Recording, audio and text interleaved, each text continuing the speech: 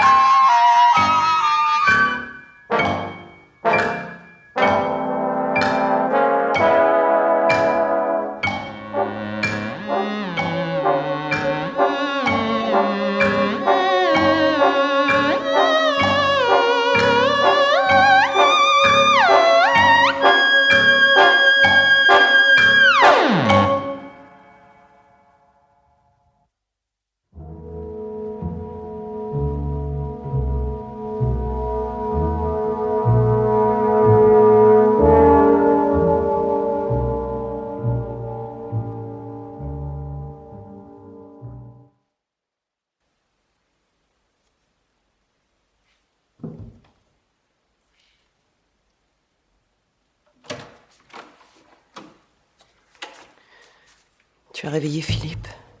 Oui. Il enfile sa robe de chambre et il descend. Tu lui as dit? Non. Annoncer ce genre de nouvelles au travers d'une porte, tu sais. Oui, tu as bien fait. Oh, je n'arrive pas à réaliser. Aucun de nous ne s'attendait à ce que ce soit si brutal, si rapide. Elle va me manquer. Ton frère et toi, vous veniez seulement passer un week-end de temps en temps. Tandis que moi, je vivais avec elle depuis 3 ans, depuis la mort de maman. Bien sûr, mon pauvre chou. Ça va faire un vide. Eh bien, quoi, que se passe-t-il? Cette agitation à 4h du matin? Mais pourquoi m'as-tu réveillé, Eliane? Tante Adrienne, Philippe. Tante Adrienne? Qu'est-ce qu'elle a, tante Adrienne? Tu ne veux pas dire que... Si, Philippe. Tante Adrienne est morte. C'est impossible. Nous sommes allés tous les trois lui souhaiter une bonne nuit il y a quelques heures. Elle ne souffrait pas, tout allait bien. Il y a quelques heures, oui. Oh, je n'arrive pas à y croire.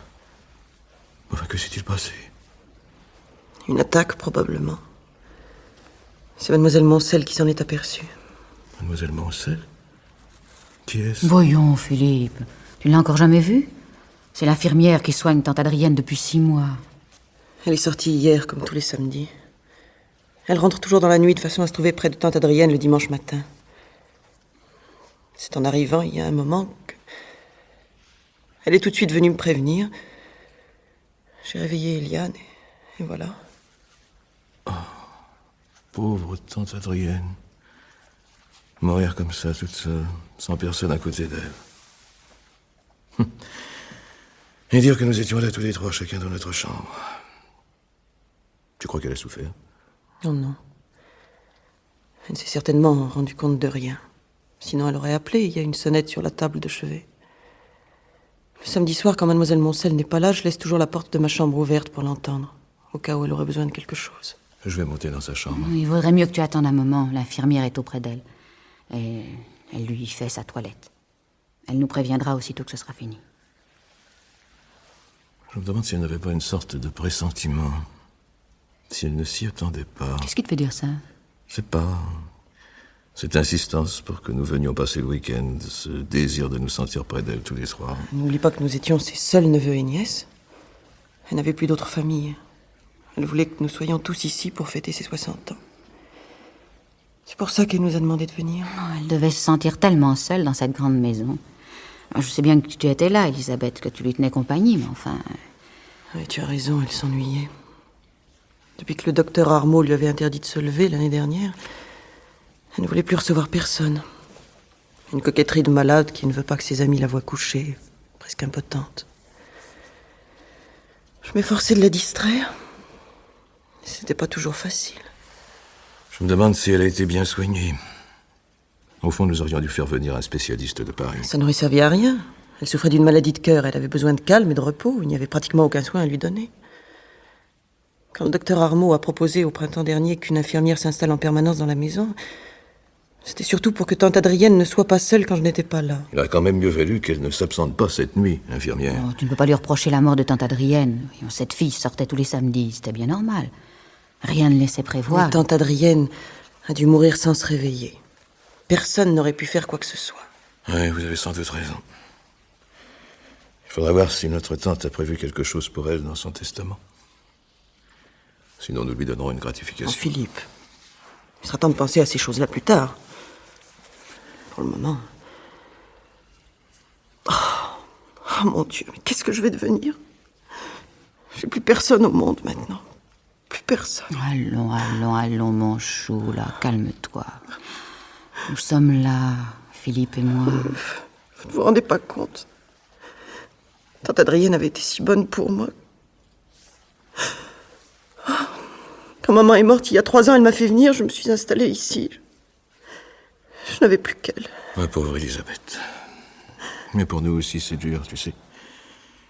Nous éprouvions beaucoup d'affection pour tante Adrienne. Oh oui, je sais. Ah, excusez-moi. Ouais, nous n'avons pas à t'excuser. Tu as vécu avec elle tous les jours depuis 3 ans. Ta réaction est normale. Entrez. Excusez-moi de vous déranger. Oui, entrez, mademoiselle, je vous en prie. Est-ce que nous pouvons monter maintenant? Oui. Permettez-moi de vous présenter mes condoléances. Merci, mademoiselle. C'est une consolation pour nous de penser que vous avez été au chevet de notre tante pendant ces derniers mois. Nous savons avec quel dévouement vous l'avez soignée. Je vous remercie, monsieur. Si vous voulez aller près de votre tante à présent. Viens, Elisabeth. Je vous accompagne. Monsieur Souget, Oui? je voudrais vous parler un instant. Est-ce urgent, hein? Il me semble que ce n'est guère le moment. C'est urgent, monsieur. Bien. Montez, Diane, je vous rejoindrai dans 1 minute. Qu'y a-t-il, mademoiselle? Ce que je dois vous dire est assez délicat. Oui, je vois. Vous pouvez être tranquille. Ma tante ne vous a certainement pas oublié dans son testament. De toute façon, ma sœur et moi veillerons à ça. Oh non, je vous remercie, monsieur, mais il ne s'agit absolument pas de ça. Ah? Que voulez-vous dire alors? Quelque chose de beaucoup plus grave à propos de la mort de votre tante. Je comprends pas. Voilà. Il y avait dans le tiroir de la table de nuit une réserve de somnifères. Un tube entier non entamé. 25 comprimés d'un somnifère puissant. Un toxique dangereux. Je ne vois vraiment pas. Ce tube a disparu, monsieur. Elle n'est plus à sa place? Non. Bon, on l'a probablement rangé ailleurs. Non, monsieur. J'ai soigneusement vérifié avant de vous en parler. Votre tante donne l'impression d'être morte au cours de son sommeil. Un sommeil profond. Très profond. Ah, si je comprends bien, mademoiselle, vous prétendez que la mort de ma tante est... Enfin, qu'elle n'est pas naturelle. Ah non, je ne prétends rien, monsieur. Je vous rapporte simplement ce que j'ai constaté. Mais il y a autre chose aussi. Encore. Ça ne vous suffit pas. Je fais dissoudre tous les soirs un comprimé de ce somnifère dans un verre d'eau que je pose sur la table de nuit de votre tante. Elle le prend elle-même si elle ne parvient pas à s'endormir. Et quand je ne suis pas là le samedi, c'est mademoiselle Elisabeth qui le prépare à ma place. Et alors? Eh bien, quand je suis entrée dans la chambre de madame Sougy, en arrivant tout à l'heure, le verre était propre. Ah, ça prouve que ma tante a pris son somnifère. Ah non, vous m'avez mal comprise, monsieur. Je n'ai pas dit que le verre était vide. J'ai dit qu'il était propre. Il avait été soigneusement rincé. Elisabeth a peut-être oublié de le préparer. Je le lui ai demandé. Elle m'a dit avoir fait dissoudre le comprimé avant de poser le verre sur la table de nuit. Votre tante n'était pas en état de se lever pour aller le rincer. Mais enfin, mademoiselle Moncel, vous rendez-vous compte de ce que vous dites? Il n'y avait ce soir dans la maison que ma cousine Elisabeth, ma sœur et moi. Vous prétendez donc que l'un de nous trois aurait tué tante Adrienne? Le cœur de votre tante était très fragile. 4 ou 5 comprimés étaient pour elle une dose mortelle. Ils font très facilement et n'ont aucun goût. Elle a pu les absorber sans même s'en rendre compte. Enfin, de toute façon, je dois téléphoner au docteur Armaud pour l'informer du décès de Madame Sougy et lui demander de venir. J'espère que vous ne m'en voudrez pas, mais je suis obligée de le mettre au courant de ces détails. Sinon, il pourrait croire que la mort de votre tante est due à une défaillance cardiaque. Oui, autrement dit, si vous ne lui parliez pas de vos soupçons, le docteur Armaud ne devinerait pas... Je regrette, monsieur, mais il n'en est pas question. Mon devoir m'oblige à lui dire ce que je sais. Enfin, mademoiselle, il est à peine 5 heures du matin. Le docteur Armaud doit certainement dormir. Ne pensez-vous pas que l'on puisse attendre un moment avant de le prévenir? Mais pourquoi? Je trouve qu'il est préférable... Mademoiselle Moncel, vous rendez-vous compte que vous venez de porter contre ma cousine, ma sœur et moi-même une accusation extrêmement grave? Je ne vous en veux pas, puisque vous croyez bien faire. Mais je suis persuadé que la disparition du somnifère et cette ridicule histoire de verre mystérieusement lavé ne sont que des coïncidences. La mort de ma tante nous a tous bouleversés.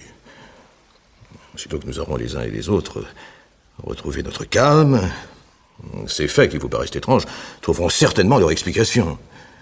C'est pourquoi je vous demande d'attendre un peu avant de prévenir le docteur. Nous ne sommes pas des criminels. Aucun de nous ne profitera de ce répit pour s'enfuir. Mais je n'en doute pas, monsieur. Mais je ne crois pas qu'il soit raisonnable d'attendre. Je vois. Vous craignez pour votre sécurité. Dans ce cas, mademoiselle, vous n'avez qu'à vous enfermer dans votre chambre. Personne ne pourra attenter à vos jours. Mais il ne s'agit pas de ça, monsieur. Mais je m'explique mal votre désir de gagner du Mais vous temps. rendez-vous compte, mademoiselle, du scandale que déclencheraient vos révélations? Le docteur Armaud ne pourra faire autrement que d'appeler la police. Notre famille n'est pas la dernière venue. Et un scandale est... Ah, tu es là, Philippe. Comment se fait-il que tu ne sois pas venu nous rejoindre? Je t'expliquerai. Alors, mademoiselle, attendons qu'il fasse jour, voulez-vous? Puisque vous insistez. Après tout, ça ne changera pas grand-chose. Pauvre tante Adrienne.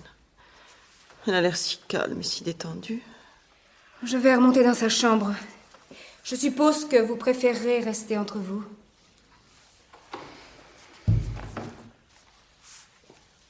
Il fait bon ici. La chambre de tante Adrienne est glaciale. L'infirmière avait ouvert la fenêtre, avec le froid qui fait dehors. Au fait, Philippe, que te voulait-elle? Philippe, tu ne m'écoutes pas? Ah, excuse-moi. Tu disais quelque chose? Oui, je te demande ce que voulait mademoiselle Moncel. Ah, mademoiselle Moncel. Oui, vous feriez mieux de vous asseoir toutes les deux. Mademoiselle Moncel voulait m'annoncer que tante Adrienne a été assassinée. Quoi? Tu es fou! Vous avez bien entendu. Mademoiselle Moncel pense que tante Adrienne a été empoisonnée par l'un de nous trois. Nous trois? Oh, cette fille est folle. J'aimerais le croire. Mais enfin, Philippe, explique-toi. Qu'est-ce que ça signifie? L'une de vous a-t-elle pris le tube de somnifère qui se trouvait dans le tiroir de la table de nuit? Non. Non, pas moi en tout cas. Vous n'avez pas non plus lavé le verre de tante Adrienne? Bien sûr que Ne non. me pose pas de questions stupides. Qu'est-ce que ça veut dire? À quoi correspond cet interrogatoire? À ceci. Non seulement le tube a disparu, mais le verre a été lavé. L'infirmière en conclut que quelqu'un a fait absorber une dose mortelle de somnifère à tante Adrienne, puis est allé laver le verre pour que l'on ne découvre pas le crime. Le crime. Oh, tu emploies de ces mots. Tu connais un autre terme? C'est abominable, qu'allons-nous faire? Tout ce que j'ai pu obtenir, c'est qu'elle attende un moment avant de téléphoner au docteur. Elle voulait le prévenir tout de suite. Ah, ça alors. Et pourquoi n'appelle-t-elle pas la police pendant qu'elle y est? Elle laisse au docteur Armaud le soin de le faire. Parfait. Et peut-on savoir sur qui se portent les soupçons de cette charmante personne? Elle n'a pas de préférence. N'importe lequel de nous trois. Merveilleux. On croirait vivre un roman policier. Mais enfin, Eliane, tu es inconsciente. Tu ne te rends pas compte de ce que vient de dire Philippe? Quelqu'un a tué volontairement tante Adrienne. On pourrait croire que ça t'amuse. Je dois reconnaître, Eliane, que ce que dit Elisabeth n'est pas faux. Ton humour est pour le moins déplacé. Pourquoi? Les accusations de mademoiselle Moncel te font peur? Sois pas ridicule. Alors, je pense seulement aux conditions atroces dans lesquelles notre pauvre tante est morte. Si cette fille dit vrai... Je t'en prie, Philippe. J'aurais dû compter combien de fois depuis tout à l'heure tu as prononcé les mots « cette pauvre tante Adrienne ». Tu crois pas que cette comédie a assez duré? Mais quelle comédie! Cet air éploré, cette mine de neveu consterné par la mort de sa tante chérie. En réalité, je suis persuadée que tu as déjà calculé à combien allait se monter ta part d'héritage. Ma chère sœur, Le tact et le sens des convenances n'ont jamais été tes qualités principales, mais permets-moi de te dire que cette fois tu dépasses les bornes. À défaut de délicatesse, essaie au moins de manifester un minimum de pudeur. Mon cher frère, la franchise et la sincérité n'ont jamais été tes vertus dominantes. Tu préfères dissimuler sous un masque tragique la satisfaction que te procure la mort de tante Adrienne. Eliane. Eh ben quoi, Eliane?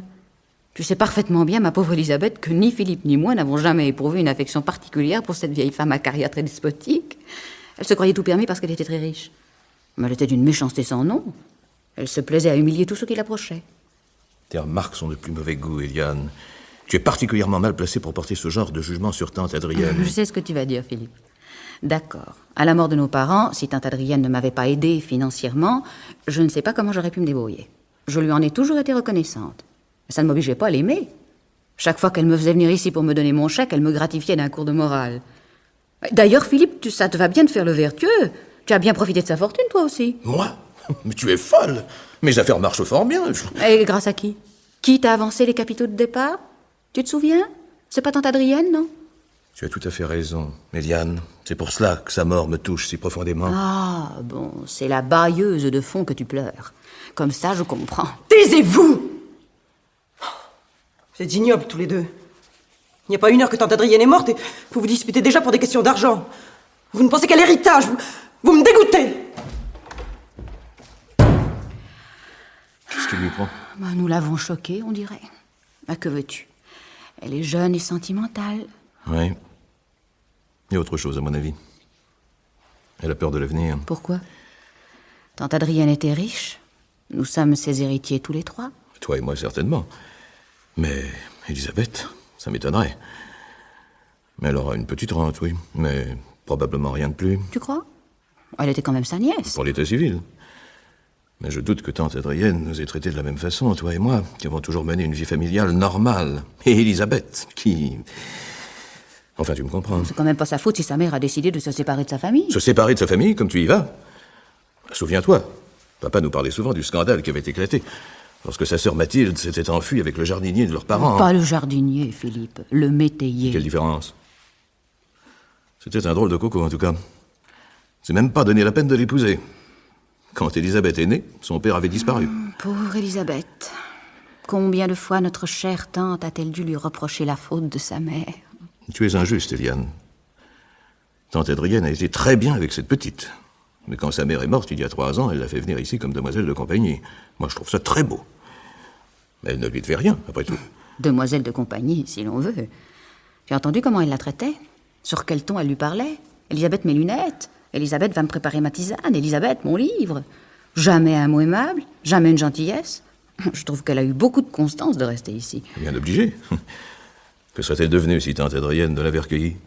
Pour elle, c'était une chance inespérée. Elle s'en rend parfaitement compte, d'ailleurs. Cette crise de larmes, tout à l'heure, l'a bien prouvé. Elle a peur de la solitude. Solitude qui ne durera pas. Elle n'a que 24 ans. Elle ne tardera pas à se marier. Souhaitons-le. En tout cas, il n'est pas question qu'elle vive à nos crochets, comme elle a vécu à ceux de tante Adrienne pendant 3 ans. Écoute, Philippe, nous ferons des projets d'avenir pour Elisabeth à un autre moment. Que penses-tu des insinuations de cette mademoiselle Moncel? Je les trouve ridicules, évidemment. Je comprends pas les raisons qui poussent cette fille à agir ainsi. Quel intérêt pourrait-elle avoir à nous placer dans une situation désagréable? Nous ne lui avons jamais fait le moindre tort.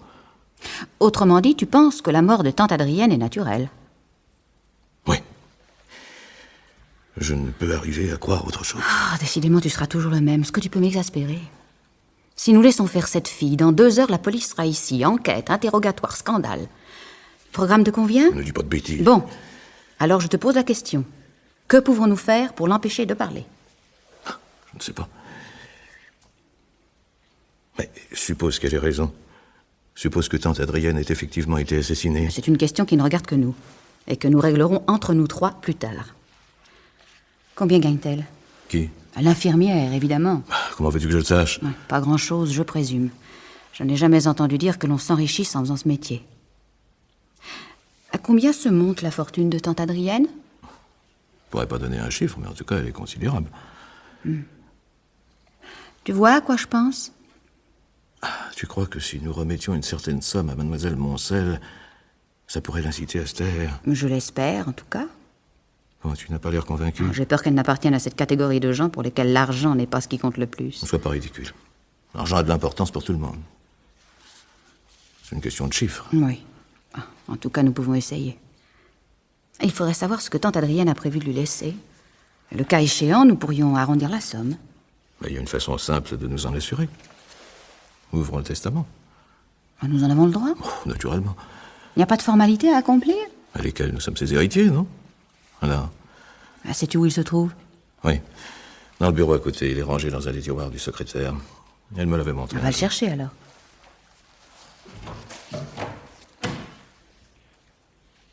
C'est curieux.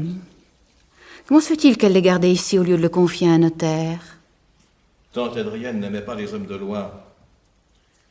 Ils ne sont bons qu'à vous faire dépenser de l'argent inutilement, disait-elle toujours.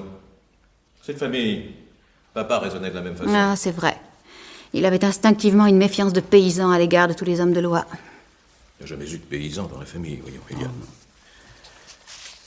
Tiens, le voilà. Ceci est mon testament. Ça, c'est bien son écriture. Ah, évidemment. Je ne pense pas que quelqu'un l'aurait falsifié, quand même. D'ailleurs, regarde, l'enveloppe est renforcée avec du papier collant. Comme ça, tante Adrienne était certaine que personne ne pourrait l'ouvrir en cachette et la refermer après. Ça fait un drôle d'effet de penser que... Bon, bah alors tu l'ouvres.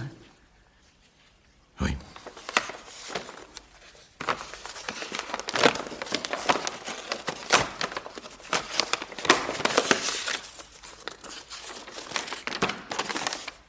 Bon, qu'est-ce que ça signifie? Je ne comprends pas. Des feuilles de papier blanc. Tu crois que c'est elle? Oh, certainement pas.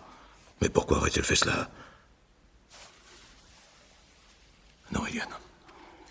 Cette enveloppe a été ouverte par quelqu'un qui a subtilisé le testament de notre tante, qui l'a remplacé par des feuilles de papier blanc et qui a refermé l'enveloppe avec du papier collant. C'est invraisemblable. Qui aurait eu intérêt à voler le testament? Et dans ce cas, pourquoi ne pas avoir détruit l'enveloppe au lieu de la remettre dans le tiroir? Je crois deviner la réponse à ta deuxième question. Tante Adrienne, clouée dans son lit depuis plusieurs mois, n'était pas en état de descendre elle-même dans le bureau. Mais elle pouvait demander à n'importe qui si le testament se trouvait toujours à sa place. L'infirmière, Elisabeth, toi ou moi, personne n'aurait attaché d'importance à ce papier collant. Nous lui aurions dit que le document était bien là. Ah, si elle avait demandé à le voir. Mais pourquoi l'aurait-elle voulu? Elle n'en avait aucune raison. Ce qu'on n'arrive pas à comprendre, c'est la raison pour laquelle on a fait cela. À voler un testament. Qu'est-ce que ça va changer? Beaucoup de choses. Maintenant, il n'y a plus de testament. Les biens de tante Adrienne vont être divisés également entre ses héritiers naturels. Autrement dit, Elisabeth va hériter le tiers de sa fortune. Autant que nous, alors? Oui. Écoute-moi bien, Eliane. Tante Adrienne détestait Elisabeth, nous le savons tous les deux. Elle la traitait comme une esclave, ne laissait passer aucune occasion de l'humilier. Tu me l'as rappelé toi-même il y a un instant. Crois-tu dans ces conditions qu'elle lui aurait laissé une part importante de sa fortune? Ça m'étonnerait. Je suis de ton avis. Admettons un instant que l'infirmière ait dit vrai, que quelqu'un ait assassiné tante Adrienne en lui donnant une dose massive de somnifères. Nous étions seuls dans la maison. Elisabeth, toi et moi. Lequel de nous trois était le mieux placé pour commettre ce crime? La petite garce. Avec ses airs de sainte nitouche, ses larmes, ses colères parce que nous ne lamentions pas sur la mort de cette chère tante Adrienne. Elle nous a bien eus. J'en étais presque arrivée à la plaindre. Elle espérait sans doute que la disparition du tube de somnifère passerait inaperçue. Quant à la feuille blanche à la place du testament, elle a dû se dire que nous prendrions ça pour une mauvaise plaisanterie de tante Adrienne. Et si même cela nous avait paru suspect, qu'aurions-nous pu dire? Tante Adrienne n'est pas la première personne qui meurt sans laisser de testament. Qu'allons-nous faire, Philippe? Je n'en sais rien. Nous pourrions l'obliger à se dénoncer. À la police? Tu es fou. Tu te rends compte du scandale que ça provoquerait? Oui, tu as raison. Je ne vois qu'une solution alors. Laissons croire que tante Adrienne est morte naturellement et empêchons cette gamine de s'approprier ce qu'elle a essayé de nous voler. Ah, tu oublies l'infirmière. Nous réglerons nos comptes avec Elisabeth plus tard. Ce qu'il faut avant tout, c'est obliger mademoiselle Moncel à se taire. Je ne pense pas que la disparition du testament la rende plus indulgente à notre égard. La disparition du testament, mais elle n'est pas au courant. Et crois-tu sincèrement que nous puissions lui cacher plus longtemps? Non, d'une façon générale, moi j'aime bien les gens honnêtes. Mais dans le cas présent, j'aurais préféré avoir affaire à quelqu'un qui soit moins scrupuleux. Mais si nous voulons essayer d'acheter son silence, il va falloir lui offrir une somme énorme. Je ne vous dérange pas? Non, entre. Nous parlions justement de toi. Et tu permets, Philippe, hein? J'aimerais expliquer moi-même à Elisabeth ce dont nous avons parlé. Si tu y tiens. Écoute, Elisabeth, ton cousin et moi venons de discuter longuement à propos de ce que nous a dit mademoiselle Moncel. Tu sais, le tube de somnifère qui a disparu. Je sais. J'y ai pensé moi aussi pendant que j'étais seule dans sa chambre. Oui, évidemment, tu as dû te demander... Philippe, il n'y a pas de coïncidence, Elisabeth. Si ce tube a disparu, c'est que quelqu'un s'en est servi. L'infirmière a certainement raison. Tante Adrienne a été... Ah oui, n'ayons pas peur des mots. Elle a été assassinée. C'est horrible. Tout à l'heure, aussitôt que l'infirmière aura prévenu le docteur Armaud, la police va venir. Il y aura une enquête, une arrestation, un procès. Nous devons éviter à tout prix ce scandale dont nous souffririons tous. Tante Adrienne aurait été la première à nous le demander. Alors Philippe et moi, nous avons pensé à quelque chose. Tu connais bien mademoiselle Moncel, n'est-ce pas? Elle vit ici depuis près de 6 mois. Oui. Bien. Pour le moment, elle est décidée à prévenir le docteur, à attirer son attention sur, sur la façon dont tante Adrienne est morte. Si nous lui remettions une somme importante, très importante même, crois-tu qu'elle accepterait de se taire? Vous voulez l'acheter? Mais tu ne parles pas sérieusement, Eliane. Si, très sérieusement. Je la connais, jamais elle n'acceptera. Comment osez-vous penser une chose pareille? C'est vous qui envisagez cela? Vous deux, Philippe et toi? Oui, Elisabeth, nous. Nous qui sommes tes seuls parents, ta seule famille. Tu vois, nous ne te jetons pas la pierre. Non. On me dit, nous ne te condamnons pas. Nous savons combien ton existence aux côtés de tante Adrienne a dû être pénible, difficile. Nous n'avons pas à te juger, ni Eliane ni moi. Malheureusement, nous ne sommes pas seuls. Il y a les autres, la société. Ah non, c'est pas possible. Vous ne vous voyez pas, tous les deux, avec vos têtes de circonstance? Le frère et la sœur déguisés en justiciers, nous comprenons, mon petit, nous qui sommes ta seule famille, nous n'avons pas à te juger, mais... Elisabeth! S'il ne s'agissait pas de la mort de tante Adrienne, je vous assure que vous me feriez rire. Non mais croyez-vous sérieusement que quelqu'un puisse vous prendre au sérieux? Voyons, Elisabeth. Alors vous voulez essayer de faire croire que j'ai tué tante Adrienne, moi qui lui devais tout? Mais il est évident, Elisabeth... Ce qui est évident, c'est que l'un de vous l'a assassiné. Lequel, je n'en sais rien. Toi, Eliane, toi, Philippe... À moins que vous n'ayez été d'accord, que vous ne soyez complices. Ça ne m'étonnerait pas, après tout. Vous en seriez bien capable. Elisabeth, tais-toi. Comment oses-tu parler ainsi? Et pourquoi me tairais-je? Vous m'accusez parce que vous pensez que je ne suis pas capable de me défendre? Parce que maintenant que votre crime est découvert, vous avez peur? Donc, ton attitude est ridicule, Elisabeth, mais elle n'abuse personne.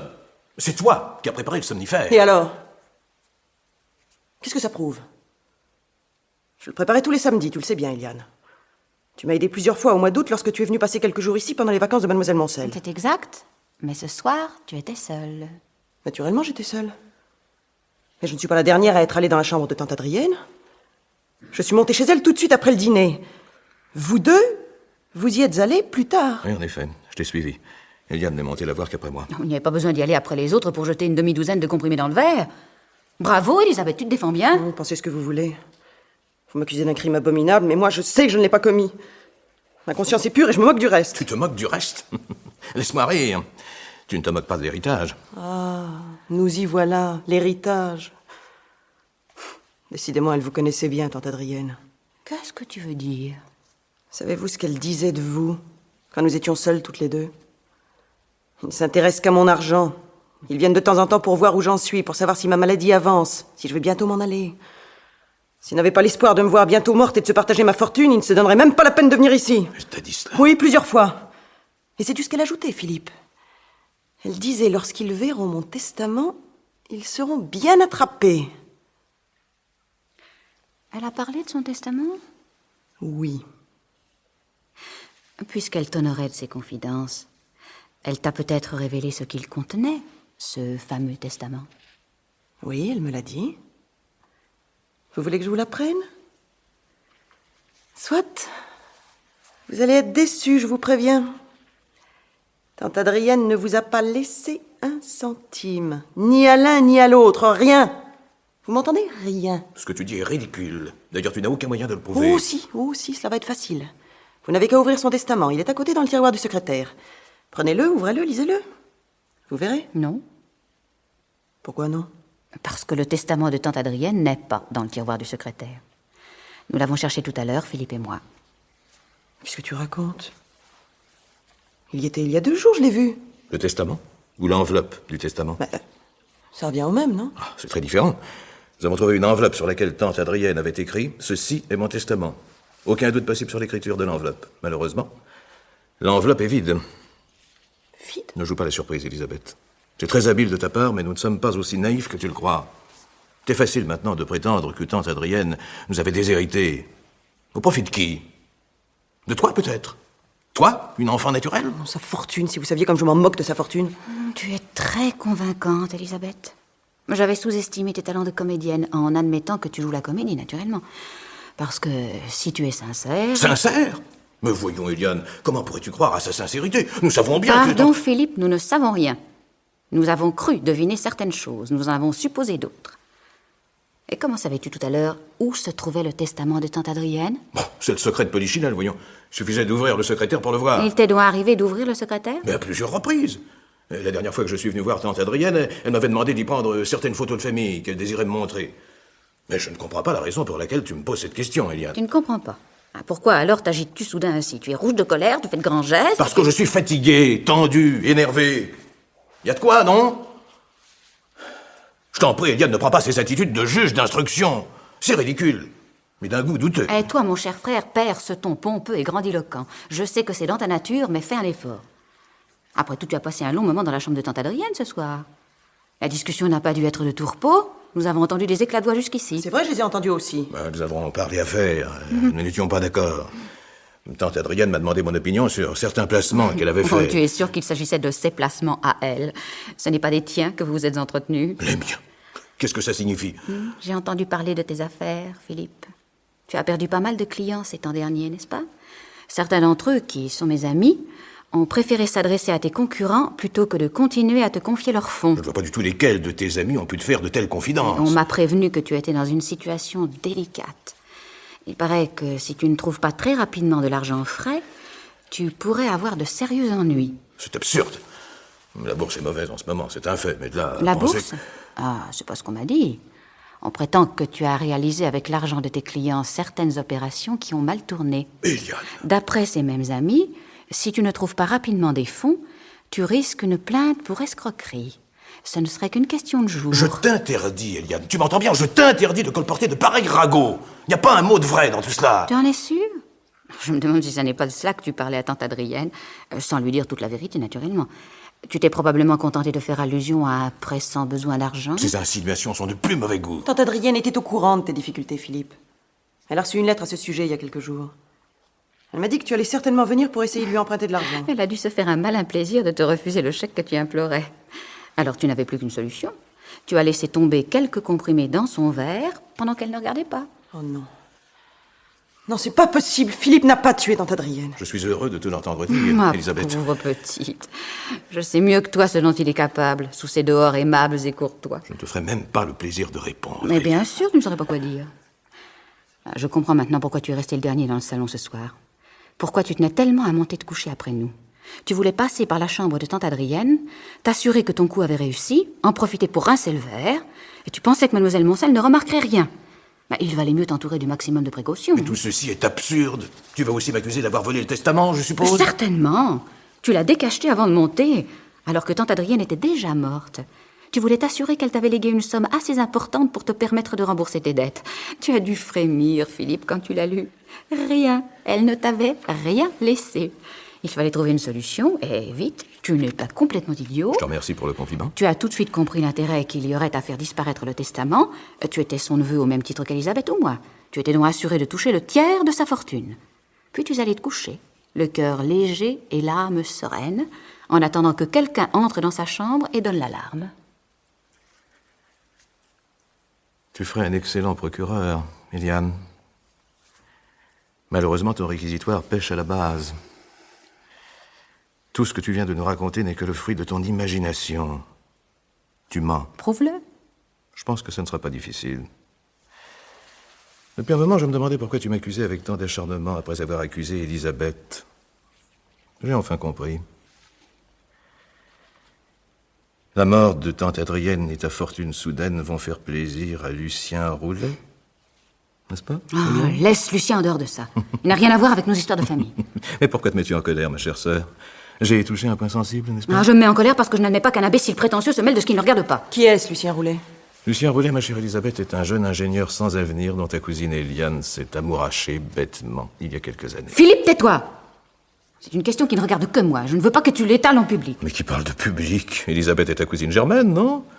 Tu as bien parlé devant elle de mes affaires personnelles. Je ne vois pas pourquoi nous lui cacherions tes problèmes sentimentaux. Parfait!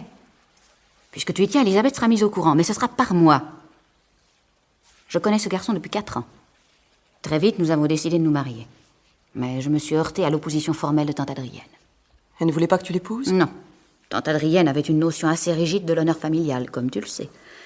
Elle a été autrefois impitoyable pour ta mère. Hélas, j'en ai souvent entendu parler. Je n'en doute pas.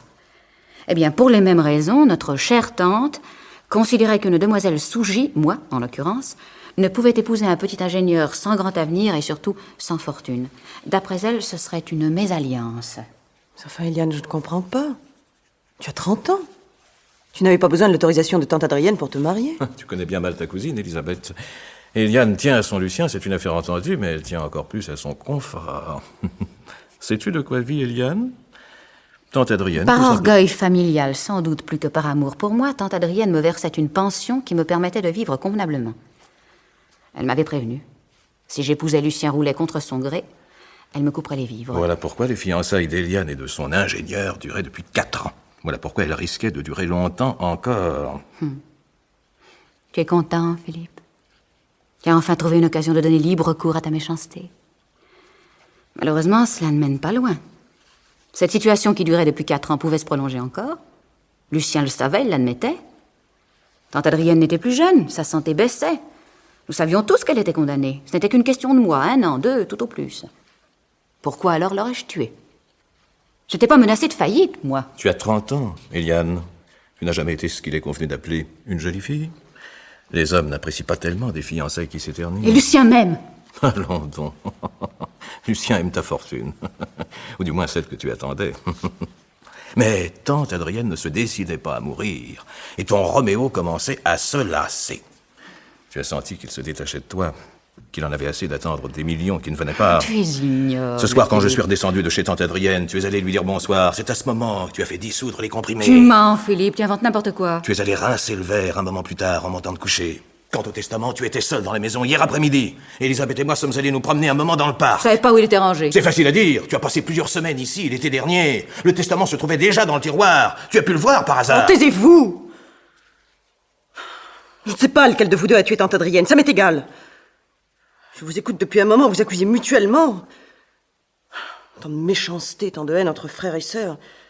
Comment cela est-il possible? Mais ce sont mes cousins, les dignes neveux de tante Adrienne. Tiens, tu as abandonné ton rôle de nièce éplorée. Tu ne nous parles plus de la grande affection que tu éprouvais pour notre tante. Pourquoi? Parce que je dis que tante Adrienne était dure, sévère et méchante? Je connaissais ses défauts. Ça ne m'empêchait pas de savoir ce que je lui devais. Et ça ne m'a jamais empêché de la plaindre. De la plaindre? Tu ne penses quand même pas que nous allons te croire, Elisabeth. Tu la plaignais? Parfaitement, je la plaignais. J'avais pitié d'elle. C'est pitoyable, une vieille femme que tout le monde déteste. Une vieille femme solitaire. Lorsqu'elle me parlait de maman... Ah, ça, je serais curieuse de savoir ce qu'elle t'en disait. Oh, elle savait employer les mots qui font mal. Mais elle ne me trompait pas avec ses grands airs. Ce que tante Adrienne ne pardonnait pas à maman, c'était d'avoir été heureuse. Heureuse avec un jardinier qui l'a abandonnée quand elle a attendu un enfant. Oui, heureuse. Cela n'a peut-être pas duré longtemps, mais elle a su ce que c'était que de vivre avec un homme qu'elle aimait. Tandis que tante Adrienne, une vieille femme solitaire qui ne s'est jamais mariée, qui a toujours vécu seule. Décidément, Elisabeth, tu es très à droite. Il y a une chose que tu cherches à nous faire oublier depuis un moment. Laquelle? De nous 3. C'est elle qui avait le plus intérêt à faire disparaître le testament. Elle affirme que tante Adrienne nous avait déshérités, mais rien n'est moins sûr. Maintenant, elle a la certitude de toucher le tiers de l'héritage. La moitié. Qu'est-ce que tu dis? La moitié. Elle a raison. J'y avais pas pensé. Le partage doit s'opérer par souche. Article 743 du Code civil. Par souche, qu'est-ce que ça veut dire par souche? Tante Adrienne avait un frère et une sœur qui sont morts tous les deux. À défaut de testament, sa fortune sera partagée en 2 parts égales, une pour chacun.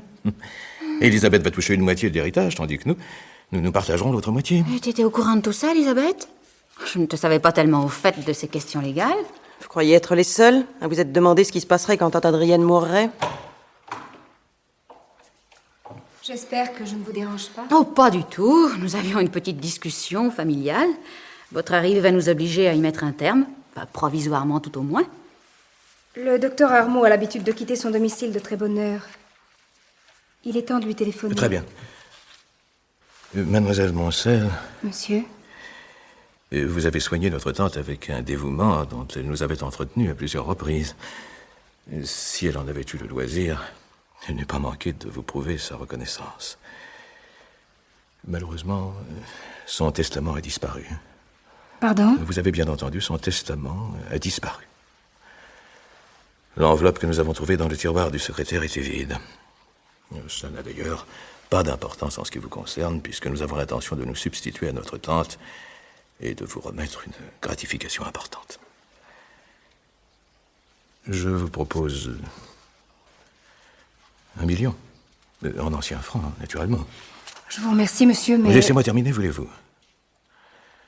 Cette somme ne pourra bien entendu vous être remise que si la succession est réglée dans des conditions normales. Si nous nous trouvions mêlés à une enquête policière, nous serions amenés à engager des frais importants. Il serait difficile, dans ces conditions, de soustraire une partie de l'héritage pour remercier un dévouement que nous ne contestons pas, mais qui ne pourrait alors recevoir d'autres récompenses que verbales. Je crois comprendre. En somme, vous avez l'intention de me donner un gros pourboire si je ne dis à personne que votre tante a été assassinée. C'est bien ça? Mademoiselle Moncel, il n'est pas question d'envisager les choses sous cet angle. C'est pourtant ce que j'avais cru comprendre. Et vous avez tout à fait raison, mademoiselle. Disons, si vous voulez, que quelqu'un a décidé d'abréger les souffrances d'une vieille femme malade qui n'avait plus que quelques mois à vivre. Nous désirons éviter une enquête, un scandale. Nous sommes prêts pour cela à vous verser une certaine somme. Vous vous faites une curieuse idée de mon honnêteté, mademoiselle.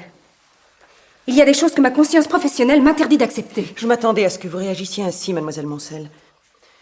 Pourtant, je vous demande de réfléchir avant de refuser définitivement. Vous m'avez souvent parlé de la vie difficile que vous meniez. Voulez-vous me passer le téléphone, je vous prie? Nous vous offrons le moyen d'être libre, indépendante.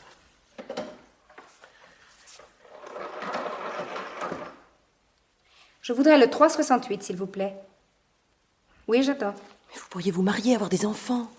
Je sais que vous le désirez. Mademoiselle Elisabeth, votre tante disait quelquefois qu'elle me considérait comme sa fille. Croyez-vous que je puisse, dans ces conditions, accepter que son meurtrier ne soit pas puni? Allô?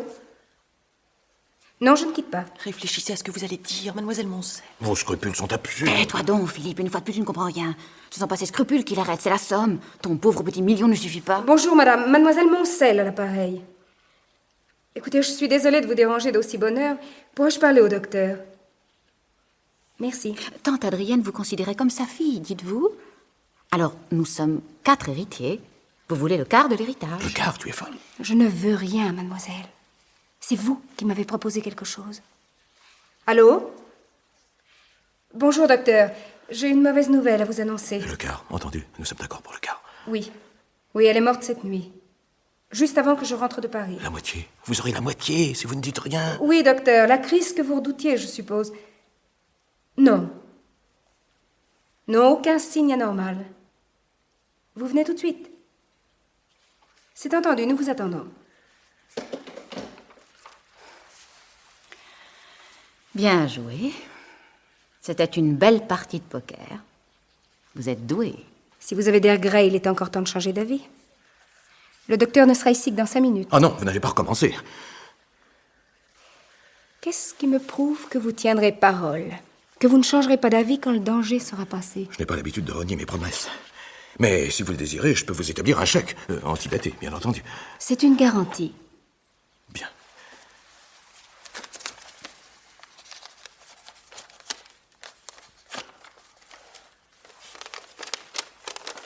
Voilà. Naturellement, la somme est approximative, tant que l'expertise n'aura pas été faite, n'est-ce pas? C'est évident. Merci, monsieur. Vous savez, une chose m'étonne. Je trouve que vous avez accepté bien facilement notre proposition. Je t'en prie, Eliane, tu ne vas pas tout remettre en question. Sois tranquille, il n'y a aucun risque. Entre sa conception de l'honnêteté et ton chèque, Mademoiselle Moncel n'hésite pas. Et je trouve qu'elle a bien mené sa barque. Elle a soigneusement évité de se trouver avec nous. Elle nous a rejoints juste à temps pour téléphoner au docteur Armaud. Cela nous obligeait à accepter ses conditions. Je n'ai posé aucune condition. Je sais. Mais vous avez fait en sorte que nous vous proposions la part du lion. Le temps pressait, nous n'avions pas le choix. J'aimerais vous poser quelques questions, Mademoiselle Moncel. Si je peux y répondre. Oh, vous le pourrez certainement. Mais je ne suis pas certaine que vous le vouliez. Je vous écoute. Je vous ai entendu rentrer cette nuit. Il était 3 heures du matin. Comment se fait-il que vous n'ayez appelé Elisabeth qu'à 4 heures moins le quart pour lui annoncer la mort de notre tante? Je ne suis pas entrée immédiatement dans la chambre de Madame Sougy. Je me suis d'abord déshabillée, puis... Et comment se fait-il que vous ne nous ayez pas laissé entrer tout de suite dans sa chambre? Mais je voulais faire sa toilette avant que vous ne la voyiez. Pourquoi? Mais c'est une habitude, dans notre métier. Les membres de la famille n'aiment pas, en général... Lorsque nous sommes entrés dans sa chambre, Elisabeth et moi, j'ai été surprise par la température qui y régnait. Il faisait très froid, je vous l'ai fait remarquer. J'avais ouvert la fenêtre pendant quelques minutes. Pourquoi? Pour aérer.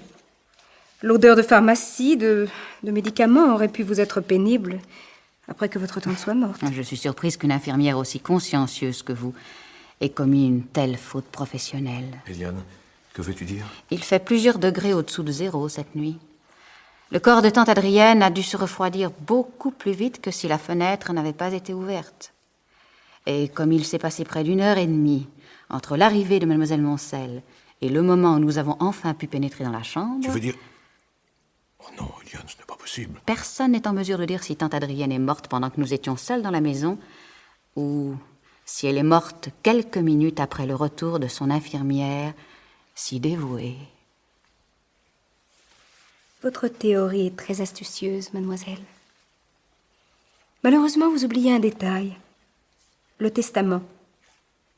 Vous m'avez dit qu'il avait disparu. Pendant que nous discutions dans le salon, vous êtes entrés dans la pièce voisine en passant par le couloir. Vous avez ouvert le tiroir du secrétaire, vidé l'enveloppe de son contenu, puis vous l'avez refermé après y avoir mis du papier blanc. Et dans quel but, selon vous, aurais-je fait ça? Je n'y avais aucun intérêt. Vous l'avez volé pour que nous perdions 1 heure précieuse à nous accuser mutuellement tous les 3, au lieu de nous interroger sur votre curieuse attitude. Pour que vous puissiez nous forcer la main en profitant de la tension que vous aviez vous-même créée. Pour qu'il n'y ait qu'une alternative. Vous entendre dénoncer le crime au docteur Armaud ou payer. Vous êtes très intelligente, mademoiselle. Merci. Une meurtrière. L'infirmière de tante Adrienne n'était qu'une meurtrière. Voilà le docteur. Oh, mon Dieu, le docteur. Il va falloir tout lui dire maintenant. Il va prévenir la police. Voyons, Philippe. N'a pas encore compris. Quand Mademoiselle Moncel est rentrée cette nuit, tante Adrienne venait de mourir. La crise cardiaque que redoutait le docteur Armaud. L'histoire du somnifère disparu et du verre lavé, elle l'a inventée. C'était un moyen de nous faire peur. N'est-ce pas, Mademoiselle Moncel? Naturellement, mademoiselle. Tu vois, Philippe, il n'y aura pas d'enquête. Je crois que le docteur s'impatiente. Je vais ouvrir. Mademoiselle Moncel, Oui. rendez d'abord le chèque à mon frère, s'il vous plaît.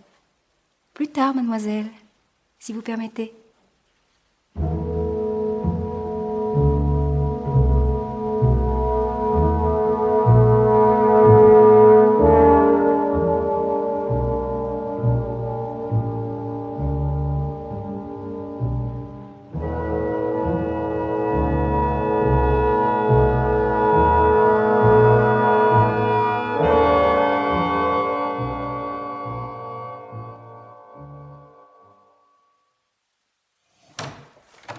Ah, c'est toi.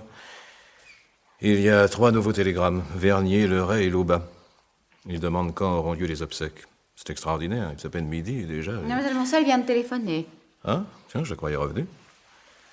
Elle est partie en même temps que le docteur ce matin en disant qu'elle avait une personne à voir d'urgence. Elle prend son temps. Dès son retour, je vais lui parler très fermement. Elle nous a extorqué ce chèque en jouant sur notre fatigue, sur nos nerfs, en laissant entendre que tante Adrienne avait été assassinée par l'un de nous trois. Maintenant que tout est éclairci, je vais exiger qu'elle me le rende. Cette personne qu'elle est allée voir ce matin, c'est un notaire. Elle lui a remis une enveloppe scellée à ouvrir au cas où il lui arriverait un accident. Dans l'enveloppe, il y a ton chèque et une lettre adressée à la police. À la police? Mais qu'est-ce que ça signifie? Puisque la mort de tante Adrienne était naturelle... Tante Adrienne a été assassinée. Mais Yann... Mademoiselle Moncel a tué tante Adrienne la nuit dernière. Enfin, Yann, je ne comprends plus. Tu as dit ce matin, juste avant l'arrivée du docteur, qu'elle avait seulement profité des circonstances pour nous arracher ce chèque. Mais qu'en réalité... Mon pauvre Philippe, je ne pensais pas que tu serais dupe aussi longtemps. Que je serais dupe... Ah, tu as menti, alors? Mais naturellement. Sans cela, Dieu sait ce que tu aurais raconté à ce médecin. Mais la vérité, tout simplement. C'est d'ailleurs ce que je vais faire de ce pain, puisque tu affirmes que cette fille a assassiné notre tante. À qui téléphones-tu? À la police. Je vais dénoncer la meurtrière. Raccroche. Mais enfin, il y a... Raccroche. Sais-tu ce qui se passera si tu préviens la police? Cette fille sera arrêtée. C'est exact. Mais nous le serons en même temps qu'elle. Nous? Mais enfin quoi, on ne peut rien nous reprocher. Si mademoiselle Moncel est arrêtée, on te demandera certainement pourquoi tu lui as donné ce chèque fabuleux. Que répondras-tu? Mais la vérité? Ah oui, laquelle? La vérité toute simple, toute nue. Je dirais que... Voilà. Tu seras incapable de fournir une explication sensée qui tienne debout. Tandis que mademoiselle Moncel... Eh bien, qu'est-ce qu'elle dira, mademoiselle Moncel? Que nous l'avons payée pour assassiner tante Adrienne. Eliane! C'est ce qu'elle affirmera. Elle vient de me le dire au téléphone. Et nous ne pourrons pas prouver qu'elle ment. Nous avions tous les trois des raisons de souhaiter la mort de notre tante. La police ne mettra pas longtemps à le découvrir. Non, Philippe. Nous sommes coincés. Elle nous tient bien. C'est aberrant. Non, c'est intelligemment calculé. Eliane, quand elle est partie ce matin, tu savais, alors? Qu'elle avait tué tante Adrienne? Oui. Et tu l'as laissée filer. Mais tu as perdu la raison. Il fallait la retenir sous n'importe quel prétexte, exiger qu'elle rende le chèque. Non, Philippe. J'ai préféré la laisser libre de s'en aller. J'ai beaucoup d'admiration pour elle, tu sais. Elle a du cran. Oh, je t'en conjure, tais-toi, tu ne sais plus ce que tu dis, du cran. Alors, soyons sincères, Philippe. Nous avons tous les trois souhaité la mort de tante Adrienne. Tu avais besoin d'argent, je voulais être libre. Elisabeth ne pensait qu'à se venger des humiliations qu'elle subissait tous les jours. La solution était là, à portée de nos mains, si facile. Mais nous avons été lâches, tous les trois, tandis qu'elle... Ah, et pourtant, elle est la seule de nous tous pour qui la mort de tante Adrienne aura été inutile. Inutile. Mais le chèque que je lui ai donné... Pauvre imbécile.